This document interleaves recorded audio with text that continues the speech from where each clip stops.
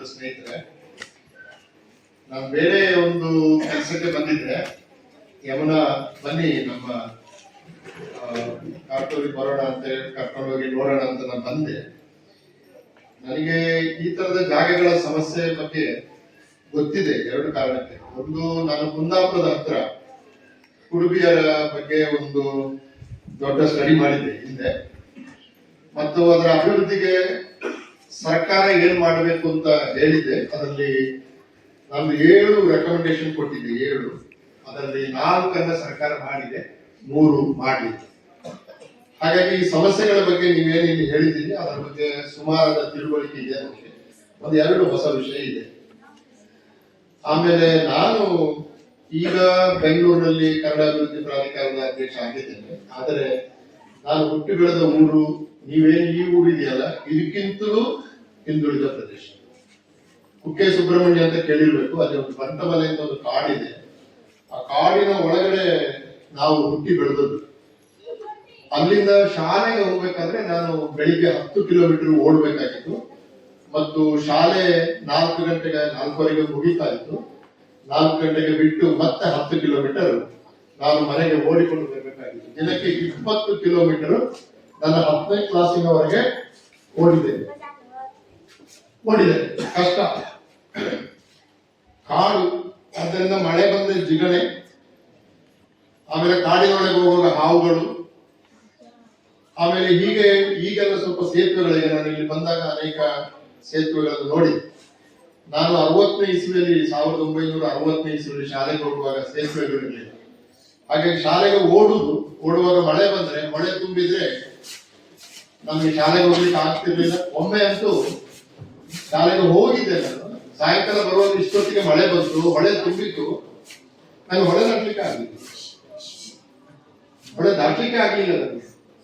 ಸಾಮಾನ್ಯವಾಗಿ ಜೋರು ಮಳೆ ಬಂದಾಗ ಅಪ್ಪ ಅಥವಾ ಅಮ್ಮ ಬರೋದು ಹೊಳೆ ದಾಟಿಸ್ಲಿಕ್ಕೆ ಅಂತ ಬರೋದು. ಆ ದಿವಸ ಅಮ್ಮನೂ ಬರ್ತಿಲ್ಲ, ಅಪ್ಪನೂ ಬರಲಿಲ್ಲ.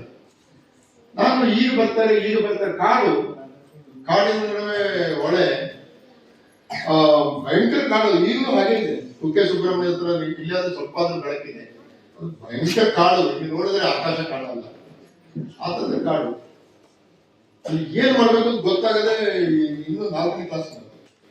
ಅಲ್ಲೇ ಕಾಡಿನಲ್ಲೇ ಒಂದು ದೊಡ್ಡ ಮರ ಇತ್ತು. ಆ ಮರದ ಹಿಂದೆ ಒಂದು ಮರ ಇತ್ತು.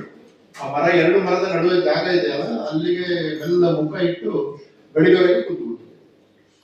ಬೆಳಿಗ್ಗೆ ಮಳೆ ಕಡಿಮೆ ಆಗಿತ್ತು, ಹೊಳೆ ನೀರು ಕಡಿಮೆ ಆಗಿತ್ತು. ಅಮ್ಮ ಬಂದಿದ್ರು, ಕರ್ಕೊಂಡು ಹೋದ್ರು. ಹೀಗಾಗಿ ಇಂಥ ಕಡೆ ಶಾಲೆಗೆ ಹೋಗುವ ಈ ಮಕ್ಕಳನ್ನು ಶಾಲೆ ಕಳಿಸುವ ನಿಮಗೆ ಎಷ್ಟು ಕಷ್ಟ ಇದೆ ಎಂಬುದನ್ನ ನಾನು ನನ್ನ ಅನುಭವದಿಂದ ಗೊತ್ತುಂಟು ನನಗೆ. ಹಾಗಾಗಿ ನೀವು ಕೊಟ್ಟ ಮನವಿ ಏನಿದೆ ಇದನ್ನು ನಾನು ಇದರಲ್ಲಿ ಕೆಲವು ಆಗಿದೆ ಅಂತ ನಮ್ಮ ದೇಶಪಾಂಡೆ ಅವರು ಹೇಳ್ತಾ ಇದ್ರು. ಎಷ್ಟು ಆಗಿದೆ ಅಂತ ಒಂದು ಪರಿಶೀಲನೆ ಮಾಡ್ತೀನಿ.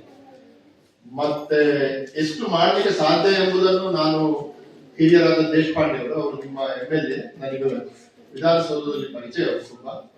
ಇನ್ನು PWD ಮಂತ್ರಿಗಳು ನಮ್ಮ ರಮೇಶ್ ಜಾರಕಿಹೊಳಿ ಅವರು, ಸತೀಶ್ ಜಾರಕಿಹೊಳಿ ಅವರು ನಾವೆಲ್ಲ ಒಟ್ಟಿಗೆ ಕೆಲಸ ಮಾಡೋದು. ಯಾಕಂದ್ರೆ ಹಿಂದುಳಿದ ವರ್ಗದ ಅಭಿವೃದ್ಧಿ ಬಗ್ಗೆ ತುಂಬಾ ಕಳಕಳಿ ಇರುವ ಮನುಷ್ಯ ಅವರು. ಮತ್ತು ಗ್ರಾಮೀಣ ಅಭಿವೃದ್ಧಿ ಸಚಿವರು ನಮ್ಮ ಕೃಷ್ಣ ಬೈರೇಗೌಡರು, ಈ ಹಕ್ಕು ಪತ್ರ ಇತ್ಯಾದಿಗಳಿಗೆ ಸಂಬಂಧಪಟ್ಟ ಹಾಗೆ ಅವರು ಇದನ್ನು ಪ್ರತಿ ಮಾಡಿ ಅವರ ಹತ್ರ ಸಮಯ ತೆಕ್ಕೊಂಡು ಒಬ್ಬ ಅಭಿವೃದ್ಧಿ ಪ್ರಾಧಿಕಾರದ ಅಧ್ಯಕ್ಷನಾಗಿ ಈ ಕಷ್ಟಗಳನ್ನು ಅನುಭವಿಸಿ ಗೊತ್ತಿದ್ದು, ಈಗ ನಿಮ್ಮನ್ನು ನೋಡಿ ಮಾತಾಡಿ ಗೊತ್ತಿದ್ದು, ನಾನು ಇದನ್ನು ಅತ್ಯಂತ ಪ್ರಾಮಾಣಿಕವಾಗಿ ಸರ್ಕಾರದ ವಿವಿಧ ಇಲಾಖೆಗಳ ಜೊತೆಗೆ ಚರ್ಚಿಸ್ತೇನೆ. ಅದು ನನ್ನ ಪ್ರಾಮಿಸ್. ಮತ್ತು ಆ ಚರ್ಚೆ ಮಾಡಿದ ಮೇಲೆ ನಾನು ಅದನ್ನ ಯಮುನಾ ಅವರಿಗೆ ಅಪ್ಡೇಟ್ ಕೂಡ ಮಾಡ್ತೇನೆ. ಸಾಧ್ಯ ಆದ್ರೆ ಈಶ್ವರ ಅದು ಅರಣ್ಯ. ಅದು ಏನಾಗಿದೆ ಅಂದ್ರೆ ನಿಮಗೆ ಗೊತ್ತಿದೆ, ಅದು ಎಷ್ಟು ಕಾಂಪ್ಲೆಕ್ಸ್ ಆಗಿದೆ ಅಂದ್ರೆ ಒಂದಕ್ಕೊಂದು ಸೇರಿದ್ರೆ. ಈಗ ಫಾರೆಸ್ಟ್ ಡಿಪಾರ್ಟ್ಮೆಂಟ್ ಅವ್ರು ಎಸ್ ಅಂದ್ರೆ ಭೂಮಿ ಅವರು ಬಿಡಲ್ಲ, ಇನ್ಯಾರು ಕಾನೂನು ಬಿಡಲ್ಲ, ಮತ್ತೆ ಯಾರೋ ಅವ್ರು ಬಿಡಲ್ಲ. ಇದು ಈ ನಿಮಗೆ ಹಲಸಿನಕಾಯಿ ಬೆಳೀತದ, ಇಲ್ಲಿ ಹಲಸಿನ ಹಣ್ಣು ಪಣಸಿಂದ ನೀವು ಕೊಯ್ದ್ರೆ ಮೇಣ ಇರ್ತಲ್ಲ, ಅಂಟು ಇರ್ತಲ್ಲ, ಅದು ಇಲ್ಲಿಗೆ ಅಂಟಿಕೊಳ್ತಾರೆ ಅಂತ ಬಿಡ್ಲಿಕ್ಕೆ ಹೋದ್ರೆ ಈ ಬೆರಳಿಗೆ ಅಂಟಿಕೊಳ್ತದೆ. ಅಯ್ಯೋ ಅಂಟಿಕೊಳ್ತದೆ ಈ ಕಡೆ ಅಂಟಿಕೊಳ್ತದೆ, ಕೊನೆಗೆ ಇಡೀ ಕೈ ಅಂಟಿಕೊಳ್ತದೆ. ಸರ್ಕಾರದ ಕೆಲಸಗಳಂದ್ರೆ ಮೇಳಕ್ಕೆ ಕೈ ಹಾಕಿದ್ದಾರೆ. ಅದು ಕೊನೆಯಾಗುವುದು ಅಂತ ಇಲ್ಲ. ಆದ್ರೆ ಪ್ರಾಮಾಣಿಕವಾಗಿ ಕೆಲಸ ಮಾಡಿದ್ರೆ ಆಗುತ್ತೆ, ಇದು ನನ್ನ ನಂಬಿಕೆ. ಈಗ ನಾನು ಯಾಕೆ ಹೇಳಿದೆ, ನನ್ನ ಆರಂಭದಲ್ಲಿ ಯಾಕೆ ಹೇಳಿದೆ, 10 ಕಿಲೋಮೀಟರ್ ನಾನು ಬೆಳಿಗ್ಗೆ ನಡೀತಿದ್ದೆ, ಸಾಯಂಕಾಲ ನಡೀತಿದ್ದೆ, ದಿನಕ್ಕೆ 20 ಕಿಲೋಮೀಟರ್ 10 ವರ್ಷ 10ನೇ ಕ್ಲಾಸಿನವರೆಗೆ ಓಡುದು. ಅಷ್ಟು ಕಷ್ಟ ಬಂದು ಓದಿ ಫಸ್ಟ್ ರ್ಯಾಂಕ್ ಪಡೆದು ನಾನು ಯೂನಿವರ್ಸಿಟಿಯಲ್ಲಿ ಪ್ರೊಫೆಸರ್ ಆಗಿ ದೆಹಲಿಯ American institute of Indian studies ನಿರ್ದೇಶಕನಾಗಿ, ಜವಾಹರ್ಲಾಲ್ ಯೂನಿವರ್ಸಿಟಿಯಲ್ಲಿ ಪ್ರೊಫೆಸರ್ ಆಗಿ, ಈಗ ಕನ್ನಡ ಅಭಿವೃದ್ಧಿ ಪ್ರಾಧಿಕಾರದ ಅಧ್ಯಕ್ಷ ಆಗಿದ್ದಾನೋ ಇಲ್ಲ. ಅಹಂಕಾರದ ಮಾತಲ್ಲ, ದುರಹಂಕಾರದ ಮಾತಲ್ಲ, ಪ್ರಯತ್ನ ಪಟ್ಟರೆ ಆಗ್ತದೆ ಅಂತ ಹೇಳುವುದಕ್ಕೆ ಉದಾಹರಣೆ ಕೊಡ್ತೇನೆ. ಹಾಗಾಗಿ ಯಾರು ನಿರಾಶ ಆಗ್ಬೇಕಾಗಿಲ್ಲ. ಸಮಸ್ಯೆಗಳು ಇದೆ, ಸಮಸ್ಯೆಗಳನ್ನ ಪರಿಹಾರ ಮಾಡುವುದಕ್ಕೆ ನಾವು ತುಂಬಾ ಕೆಲಸ ಮಾಡಬೇಕು. ಒಳ್ಳೆ ನಾಯಕರಿದ್ದಾರೆ, ಇವರಿದ್ದಾರೆ, ಮುನ್ನ ಇದ್ದಾರೆ, ನೀವೆಲ್ಲ ಇದ್ದೀರಿ, ಕೆಲಸ ಮಾಡೋಣ. ಈಗ ಒಂದು 3 ವಾರದ ಹಿಂದೆ ಕಾಸರಗೋಡಿಂದ ಒಂದು 15 ಜನರ ತಂಡ ಬಂದಿತ್ತು. ನಮ್ಮ ಕಾಸರಗೋಡು ಅದು ಕರ್ನಾಟಕದ, ಈಗ ನೀವು ಹೇಗೆ ಗೋವಾದ ಭಾಗವಾಗಿದ್ದವರು ಇಲ್ಲಿ ಬಂದು ಅನಾಥರಾಗ್ಬಿಟ್ರ, ನಿಮಗೆ ಅಲ್ಲೇ ಇದ್ರೆ ಅಟ್ಲೀಸ್ಟ್ ನಿಮ್ಮ ಊರು ನಿಮ್ಮ ಭಾಷೆ ಇತ್ತು. ಇಲ್ಲಿ ಬಂದ ಮೇಲೆ ಕರ್ನಾಟಕದವರಿಗೂ ನೀವು ಅಲ್ಲಿಂದ ಬಂದವರು, ಅಲ್ಲಿಯವರಿಗೆ ನೀವು ಅಲ್ಲಿ ಊರು ಬಿಟ್ಟವರು, ನೀವು ಅಲ್ಲಿ ಇಲ್ಲ ಇಲ್ಲಿ ಇಲ್ಲ. ಇದು ಒಂಥರ ಇದು ಕಷ್ಟ ಅರ್ಥ ಆಗ್ತದೆ ನನಗೆ. ಆ ಕಡೆ ಇಲ್ಲ ಈ ಕಡೆ ಇಲ್ಲ. ಹಾಗಾಗಿ ನೋಡಿ, SC/ST ಸಮಸ್ಯೆ ಇದೆಯಲ್ಲ, ಇದು ನಿಮ್ಮದು ಹೌದು. ಈಗ ಅನಂತಪುರದಲ್ಲಿ, ತಮಿಳುನಾಡಿನಲ್ಲಿ, ಊಟಿ ಮೊದಲಾದ ಕಡೆ ಅಲ್ಲಿ ಮಕ್ಕಳು ಓದ್ತಾರೆ, ಅಲ್ಲಿ ಕನ್ನಡ ಮಾಧ್ಯಮ ಶಾಲೆಯಲ್ಲಿ ಓದ್ತಾರೆ, SC/ST ಇರ್ತಾರೆ. ಕರ್ನಾಟಕಕ್ಕೆ ಬಂದಾಗ ಅವ್ರಿಗೆ SC/ST ಮೀಸಲಾತಿ ಸಿಗಲ್ಲ. ಇದಕ್ಕೆ ಅಖಿಲ ಭಾರತ ಮಟ್ಟದ, ಇಡೀ ಭಾರತಕ್ಕೆ ಅನ್ವಯವಾಗುವಂತ ಒಂದು ನಿಯಮ ಇಲ್ಲ. ಇದು ರಾಜ್ಯದಿಂದ ರಾಜ್ಯಕ್ಕೆ, ರಾಜ್ಯದಿಂದ ರಾಜ್ಯಕ್ಕೆ. ಆದರೆ ರಾಜ್ಯಕ್ಕೆ ಇದರ ಬಗ್ಗೆ ತೀರ್ಮಾನ ತಗೊಳ್ಳುವ ಅಧಿಕಾರ ಕೂಡ ಇಲ್ಲ.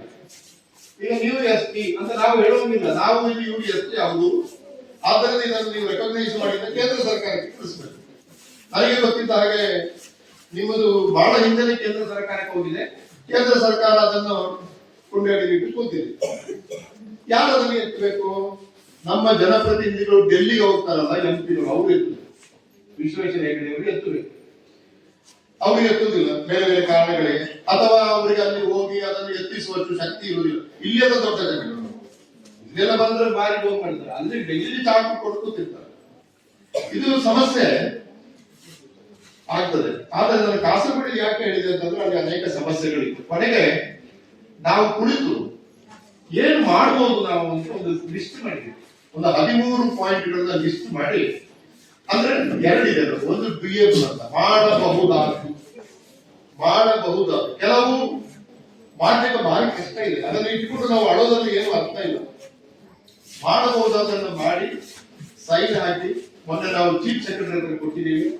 ಚೀಫ್ ಸೆಕ್ರೆಟರಿ ಅವರು ತಕ್ಷಣ ಕಾಸರಗೋಡಿಗೆ ಸಂಬಂಧಪಟ್ಟ ಒಂದು ಸ್ಪೆಷಲ್ ಪ್ಯಾಕೇಜ್ ಅನ್ನು ಸಿದ್ಧಪಡಿಸಿ ನನಗೆ ಕೊಡಿ ಅಂತ ನೋಟ್ ಹಾಕಿ ಅಧಿಕಾರಿಗಳಿಗೆ ಕಳಿಸಿದ್ದಾರೆ. ಈಗ ಆ ನೋಟ್ ಬಂದ್ರೆ ಮುಂದಿನ ಬಜೆಟ್ ಅಲ್ಲಿ, ಫೆಬ್ರವರಿಯಲ್ಲಿ ಬಜೆಟ್ ಬಂದ್ರೆ ಕಾಸರಗೋಡಿಗೆ ನಾವು ಏನೊಂದು ಸ್ಪೆಷಲ್ ಪ್ಯಾಕೇಜ್ ಅಂತ ಹೇಳ್ತೀವಿ ಅದು ಆಗ್ತದೆ, ಅದರ ಹಂತದಲ್ಲಿದೆ. ಹಾಗಾಗಿ ಇದನ್ನು ಕೂಡ ಇಷ್ಟು ಸಾಕಾಗುದಿಲ್ಲ, ಸ್ಪೆಷಲ್ ಪ್ಯಾಕೇಜ್ ಕೊಡಿ ಅಂದ್ರೆ ಇಷ್ಟು ವಿವರ ಸಾಕಾಗುದಿಲ್ಲ. ಇದನ್ನು ನಾವು ಬೇರೆ ಬೇರೆ ಮೂಲಗಳಿಂದ ಇದನ್ನು ವೃದ್ಧಿಪಡಿಸಿ, ಇದೊಂದು ಸ್ಟೇಟ್ಮೆಂಟ್ ಆಗಿದೆ ಒಂದು ಕಾರ, ಆದ್ರೆ ಇದು ಇನ್ನು ಡಿಟೇಲ್ಸ್ ಗಳನ್ನ ಸೇರಿಸಿ ಮಾಡಬೇಕು. ಮಾಡಿ ನಾನು ಈಗಾಗಲೇ ಹೇಳಿದ ಹಾಗೆ ಕೃಷ್ಣ ಬೈರೇಗೌಡರು, ಆಮೇಲೆ ಸತೀಶ್ ಜಾರಕಿಹೊಳಿ ಅವರು, ಆಮೇಲೆ ಹಿರಿಯರಾದ ದೇಶಪಾಂಡೆ ಅವರು, ಇಷ್ಟು ಜನರ ಹತ್ರ ಮಾತಾಡಿ, ಚೀಫ್ ಸೆಕ್ರೆಟರಿ ಹತ್ರ ಮಾತಾಡಿ, ಜನವರಿ ಕೊನೆ ಅಷ್ಟೊತ್ತಿಗೆ, ಇದೀಗ ಡಿಸೆಂಬರ್ ಇದ್ದರು, ಜನವರಿ ಕೊನೆ ಅಷ್ಟೊತ್ತಿಗೆ ನಾನು ಮಾನ್ಯ ಮುಖ್ಯಮಂತ್ರಿಗಳಿಗೆ ಕೊಟ್ಟು ಫೆಬ್ರವರಿ ತಿಂಗಳಲ್ಲಿ ಬಜೆಟ್ ಅಲ್ಲಿ ಇದರ ಬಗ್ಗೆ ಏನಾದರೂ ಒಂದು ಡಿಸಿಷನ್ ಹೇಳಿ.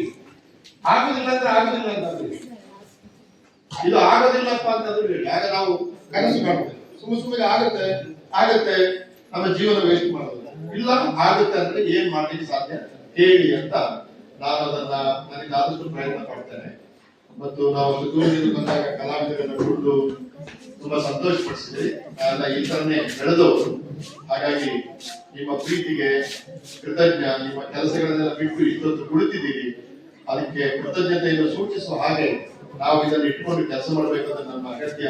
ನಿನ್ನೆ ಕೂಡ ಯಮುನಾ ಅವರು ಬೇರೆ ಒಂದು ಮನವಿಯನ್ನು ನನಗೆ ಇಮೇಲ್ ಮಾಡಿದ್ದಾರೆ, ಅದನ್ನು ಕೂಡ ನಾನು ಪ್ರಿಂಟ್ ತೆಗೆದು ಇಟ್ಕೊಂಡಿದ್ದೇನೆ. ನೋಡೋಣ, ಒಳ್ಳೆಯ ಮನಸ್ಸಿದ್ರೆ, ಒಳ್ಳೆಯ ಕೆಲಸ ಮಾಡುವುದಿದ್ರೆ ಕೆಲಸ ಆಗುತ್ತದೆ ಅಂತ ನಂಬುವ. ನಾವು ನಿರಾಶಾವಾದಿ ಅಲ್ವೇ ಅಲ್ಲ. ಇವತ್ತು ನಾನು ನಿರಾಶಾವಾದಿ ಆಗಿದ್ರೆ ಮಳೆಯಲ್ಲಿ ಮನೆಗೆ ಬರ್ಲಿಕ್ಕಾಗದೆ ಹೊಳೆ ಬದಿಯಲ್ಲಿ ಮಲಗಿದ್ದ ಆ ದಿವಸ ಕೊಳ್ಳಕ್ಕೆ ಹೋಗ್ತಿದ್ದೆ, ಅಥವಾ ಅಲ್ಲಿ ಹುಲಿಯಾದ್ರೂ ಹಿಡ್ಕೊಂಡು ಹೋಗ್ತಾ ಇತ್ತು, ಏನು ಆಗಿಲ್ಲ ನನಗೆ. ಆದ್ದರಿಂದ ಜೀವನದಲ್ಲಿ ತುಂಬಾ ಆಶಾವಾದ ಇದೆ, ಮಾಡೋಣ. ಮತ್ತೆ ಮಕ್ಕಳೆಲ್ಲರೂ ಚೆನ್ನಾಗಿ ಓದಬೇಕು, ಮಕ್ಕಳೆಲ್ಲ ಚೆನ್ನಾಗಿ ಓದಬೇಕು. ಓಕೆ, ಇಲ್ಲಿ ಓದ್ಬೇಕು, ಇಲ್ಲಿ ಆದ್ಮೇಲೆ ಮತ್ತೆ ನೋಯ್ಡಾಕ್ ಹೋಗ್ಬೇಕು, ಜೋಯ್ಡಾಕ್ ಹೋಗ್ಬೇಕು, ದೂರ ಇದೆ. ಜೋಯ್ಡಾದಿಂದ ಜೋಯ್ಡಾ ಆದ್ಮೇಲೆ ಮತ್ತೆ ದೂರ ಹೋಗ್ಬೇಕು. 4 ದಿನಕ್ಕೆ 10 ಕಿಲೋಮೀಟರ್ ನಡ್ತೇನೆ. ನೀವು ಎಷ್ಟು ಕಿಲೋಮೀಟರ್ ನಡೀತೀರಿ? 10 ಕಿಲೋಮೀಟರ್ ಅಲ್ವಾ? ಹಾಗಾಗಿ ದೂರ ನಡೀಲಿಕ್ಕೆ ರೆಡಿ ಇರಬೇಕು. ಆದ್ರೆ ನೀವು ಕಷ್ಟಪಟ್ರೆ ಮತ್ತೆ ಸರಿಯಾಗ್ತದೆ. Okay, done? Very good. ಇಷ್ಟು ಹೇಳಿ ನಿಮ್ಮ ಪ್ರೀತಿಗೆ ನನ್ನ ಕೃತಜ್ಞತೆಗಳನ್ನು ಸಮರ್ಪಿಸಿ ನನ್ನ ಮಾತನ್ನು ಮುಗಿಸ್ತೇನೆ. ನಮಸ್ಕಾರ.